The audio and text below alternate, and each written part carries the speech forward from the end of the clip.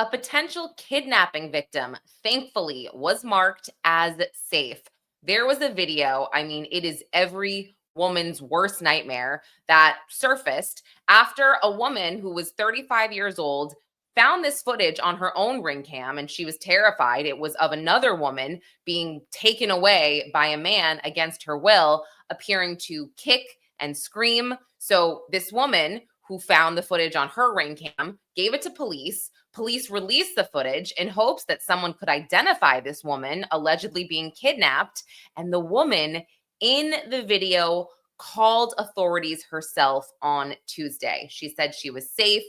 There isn't too much more information other than that, but it appears that this was a domestic violence issue. Police in Wichita, Kansas are saying that nobody is in imminent danger, and investigators immediately responded to this woman's location after she was called, and they transported her to City Hall so the detectives could do some kind of victim interview.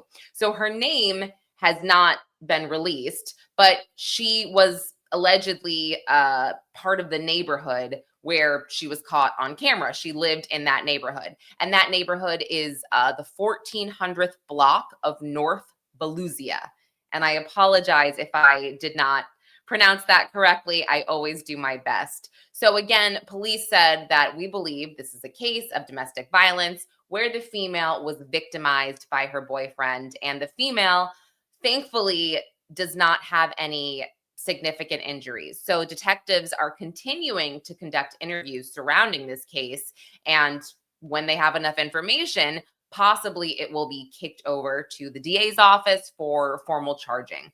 We just don't know yet, but police were very thankful to the public for helping spread the video and all of the images, which I will show you in a second, that garnered the attention that it did. And man, when I saw this video, or at least the still image, I got chills. This is, again, every woman's worst nightmare. I mean, horrible. So I'm going to pull up a local news station, and that is KSN TV. Really quick, a quick little 2-minute video they did about the abduction, and it starts off with the image and just a trigger warning. And also, it is Domestic Violence Awareness Month, October. So, all right. A scream heard across the state, and this video shared thousands of times. The search continues for a woman who Wichita police say was taken by force. Thank you for joining us tonight. I'm Julia Thatcher. Jeff Herndon has the evening off. The woman in the video dragged down the driveway in North Wichita Sunday morning. It happened in Northeast Wichita near 14th and North Volusia. Jasmine Aduse spoke to a woman who caught it all on camera about this terrifying situation. The homeowner is shaken up by what her surveillance camera captured. She did not want to go on camera, but did say it is getting more attention than she expected. She tells me she does not know the woman in the video or why she came to her home. I also talked to her neighbors who say things like this. I'm going to stop right now just for copyright purposes. I wanted everyone to see that abduction, but yeah, there's a lot of unknown information right now. As the anchor mentioned, you know, why was she in this area? Why did she come to her home? I know she was part of the neighborhood. She lived in the neighborhood. But I think the most important thing right now is that she is safe, and hopefully something will be done so this doesn't happen again.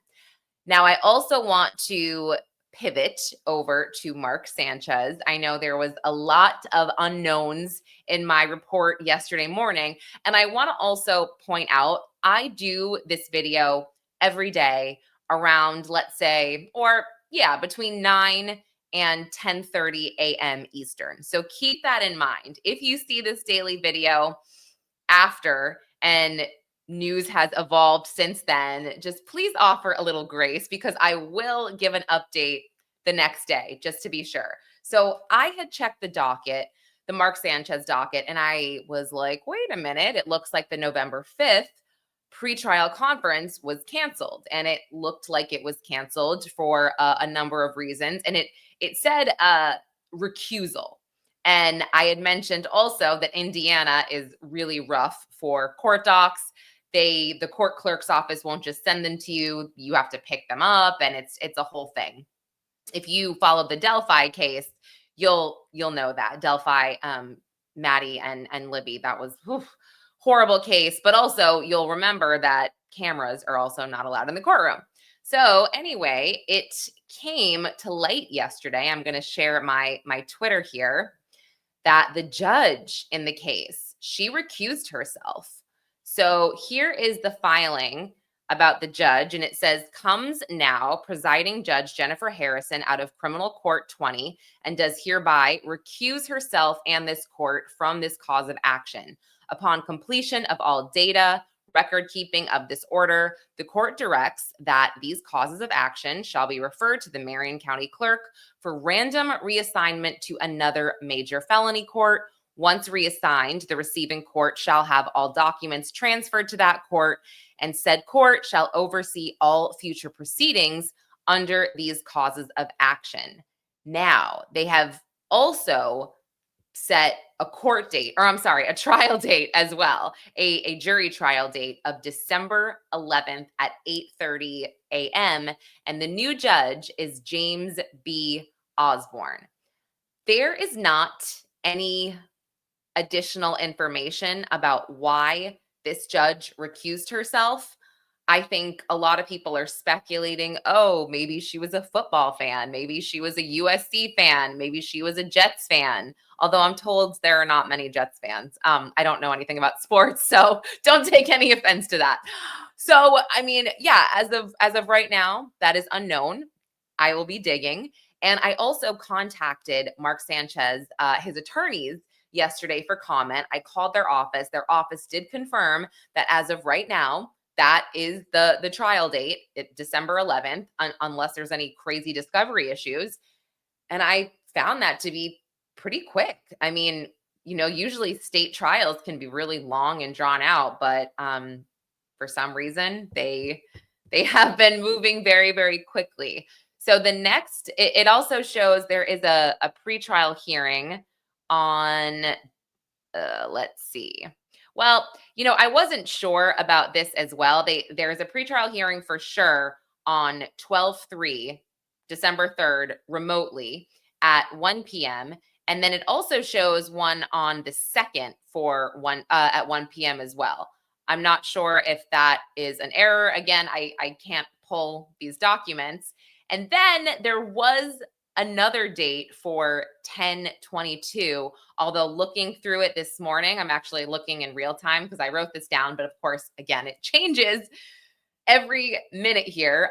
It looks like, yes, there's also one scheduled for 10/22 at 1 p.m. Now, it's important to note that the hearings on 12/3 and 12/2, they do say that they are video hearings, and there are WebEx there is WebEx information on the docket. So I wonder if we can dial into those. I will be very pleased if we can. That will be great.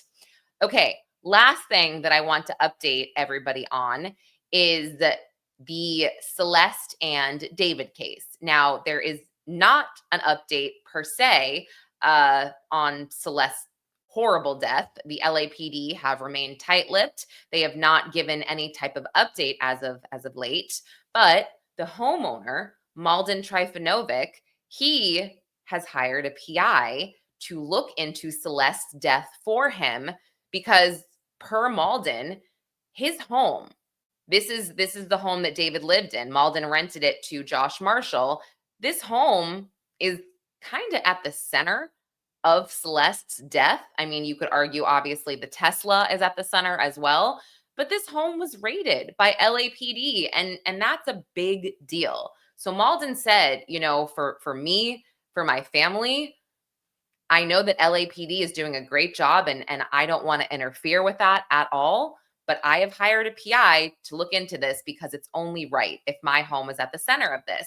Now, he would not share with me who the PI was that he hired. However, I do have an idea of who the PI is from some of my conversations last week with Steve Fisher. I think eventually this will come out. But for now, Malden just said, I just want him to focus on his own investigations. I asked Malden, did you give the PI any tangible evidence that was left in the home besides any possible surveillance footage or anything like that? And he actually said that he didn't have access to any of the surveillance footage. So I thought that was interesting. But if I hear anything further on that, I will update everybody. And you know what? If you have something that you want me or LA Magazine to cover, just drop it in the comments. I'm always looking for a new story or something that people are interested in. So thank you again for watching LA Mag, our daily crime, scandals, and pop culture news. Don't forget to give us a like or a subscribe, and I will catch everybody tomorrow.